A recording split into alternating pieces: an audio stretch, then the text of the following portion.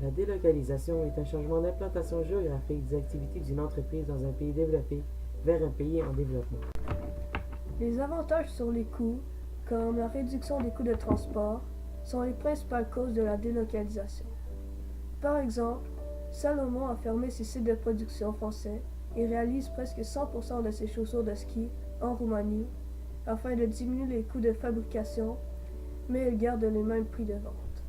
Pour les conséquences au niveau économique, on accroît la compétitivité des entreprises, mais surtout, on abaisse les prix des biens de consommation et réduit principalement le salaire des employés. Au niveau social, on génère des licenciements et des pertes d'emplois dans les pays moins concurrents.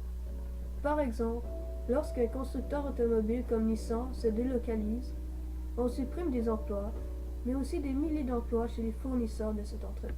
Malgré toutes les conséquences négatives, il y en a quelques-unes qui sont positives. La principale est la création de nouveaux emplois, qui permet au pays en développement d'augmenter son niveau de vie. Un atelier de misère désigne une manufacture qui se retrouve dans des pays ateliers et elle est très souvent une industrie textile où les employés sont exploités. Ceux-ci, enfants comme adultes, travaillent trop longtemps de manière forcée par des abus physiques ou même moraux. Les ateliers de misère se retrouvent dans 150 pays où des millions de personnes sont exploitées. Ces employés ont un salaire en dessous de la paie minimum que l'on reconnaît dans le monde entier. Ces employés doivent travailler des heures supplémentaires obligatoires et non payées. Ils n'ont pas d'accès aux soins de santé et travaillent dans un milieu sans sécurité. Ils ont une interdiction de former des syndicats et parfois des limites de visite au cabinet de toilette pour faire leurs besoins. Le nombre d'enfants en situation de travail s'élève à près de 168 millions et environ la moitié de ceux-ci effectuent des travaux dangereux. La région d'Asie-Pacifique continue à enregistrer les plus grands nombres d'enfants au travail, donc presque 9,3% de toute la population d'enfants. Et l'Afrique subsaharienne continue à être la région avec la plus forte incidence de travail des enfants, donc plus de 21%.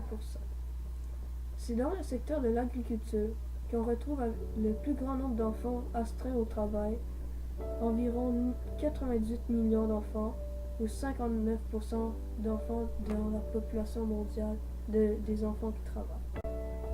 Avant de finir, nous voudrions vous conseiller de faire attention à ce que vous achetez, car la plupart des produits que l'on consomme ont été faits par des main-d'œuvre dociles et sans défense, qui ont besoin d'un emploi pour survivre, peu importe les conditions qu'ils doivent subir.